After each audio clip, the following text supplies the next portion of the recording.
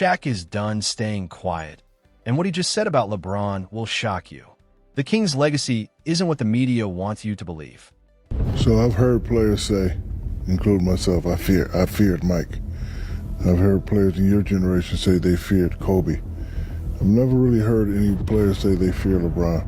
The NBA used to be tough, a league for real competitors. Now, the King is a guy who dances before the game and thinks he's the greatest just because he played long enough to break a record Michael Jordan would have crushed in just a few seasons if he played today. But that's not even why Shaq lost his cool.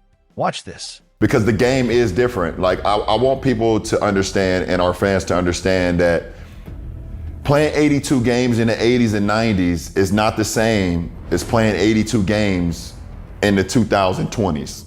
Shaquille O'Neal has finally had enough.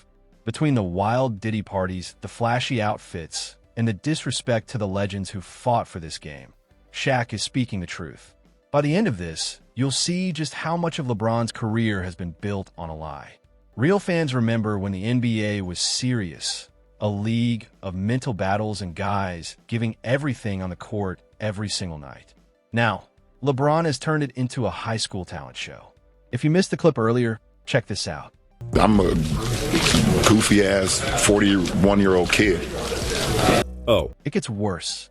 The Lakers were fighting just to stay in the standings, and LeBron sat in front of the mic acting like a goofy 41-year-old kid. This is the guy the media puts in the same sentence as Michael Jordan and Kobe Bryant? Shaq lost respect, not because of rings, but because LeBron cares more about being a clown than being feared. Think about pre-game back in the day. If you faced the 90s Bulls, Mike didn't dance. He smoked a cigar and stared through you like he was deciding which part of your career to crush that night. Kobe? The Mamba stare, cold, unblinking, terrifying. LeBron? TikTok dances, cringe warm-ups, shirtless routines trying to impress cheerleaders. This was hours ago here at the arena. LeBron James going through what looks to be a... Or doing that new Lakers warm-up that looks like a middle school drama rehearsal. What even is LeBron James's new warm-up routine? Basically, LeBron throws up the basketball as high as he can, and once it lands, everyone on the team squats with him. And then LeBron just trots off. Shaq has been the loudest voice calling this out, and honestly, he's just saying what everyone sane is thinking. On his podcast, he straight up said, when you see those cringe videos, you realize why. I've never really heard any players say they fear LeBron. To Shaq, being the GOAT isn't about being popular. It's about being dominant. You can't be king if everyone just wants to be your friend. Back in the day, if a legend saw you dancing before a game, they'd take it as a personal insult and use it to drop 50 on you. LeBron, though, has made goofiness a brand that IT gets worse. This isn't just personality, it's a lack of presence. Even KG admitted the Celtics didn't respect LeBron. His point? They broke him in 2010 because nobody feared him. Broke LeBron. In Game 5. So get your to him, okay? The media and the league knew that they had an agenda in which we wasn't part of the agenda. You understand? That's how they ended up winning that series. Yeah, I said it. We didn't give a about LeBron. We didn't fear LeBron, and we didn't think that he can beat all five of us. Now compare that to Michael Jordan. Players were literally scared to even check into the game when MJ was on the floor. Meanwhile, fans have been roasting LeBron's new forced warm-up routine. It's not just cringe, it's distracting. While his teammates try to focus, the supposed leader treats the court like a stage for his next viral moment. The Shaq's philosophy was simple. Come to the arena, dominate, then go home. Number 10-minute dance numbers. That's why the fear factor is gone. You can't be scared of a guy who calls himself a goofy kid right after his team loses.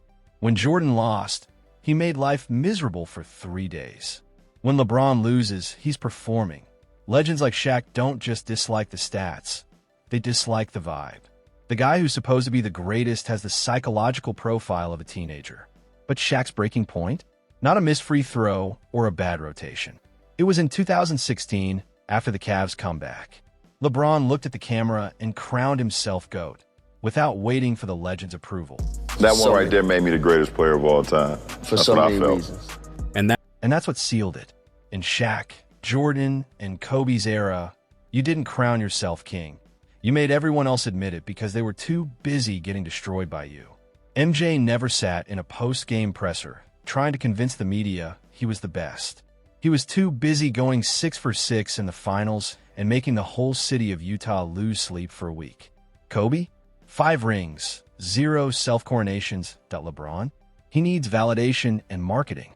He wants you to notice the chosen one tattoo so you don't look too closely at the actual resume. The media loves pushing the narrative that he's the greatest because he's lasted longer than a Marvel franchise. Sure, he's the all-time leading scorer, but it's basically a participation trophy. He needed 23 seasons to do it. Jordan won 10 scoring titles in 11 seasons. LeBron? Just one peak dominance? LeBron doesn't touch Shaq. In the early 2000s, Shaq was unstoppable, a three-peat where he was finals MVP every time. In LeBron's finals record? Losing. In individual finals games, he's 22-33. When the lights are brightest, he's statistically more likely to lose than win. When it mattered, MJ didn't leave it to chance or to a decision. And that's the real thing Shaq can't forgive. The manipulation. Real legends like Larry Bird, Magic Johnson, and Michael Jordan stayed in the kitchen until they learned how to cook. They didn't bail when the heat got high. LeBron? He turned the NBA into a game of chasing the perfect situation. In 2010, he gave us the decision, an hour of pure narcissism, joining Wade and Chris Bosh because he couldn't beat the Celtics alone. When that wore off, he returned to Cleveland for Kyrie and Kevin Love.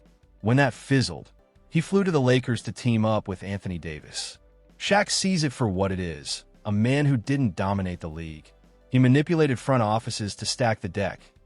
That's why, when asked for his all-time starting 5, Shaq famously left LeBron off, choosing Kobe, MJ, and even Steph Curry instead. LeBron's story? An incredible athlete who played long enough to pad records. Shaq's story? Peak dominance that LeBron never touched. Jordan had 5 MVPs and 10 scoring titles. Kobe had 5 rings and a Mamba mentality. LeBron? 4-6 finals record and a habit of switching teams like sneakers. Ask yourself, do you want a king who earned it through blood and loyalty, or a guy who stat-padded his way to records while chasing every shortcut? Shaq made his choice. Being the GOAT isn't about surviving in a soft era.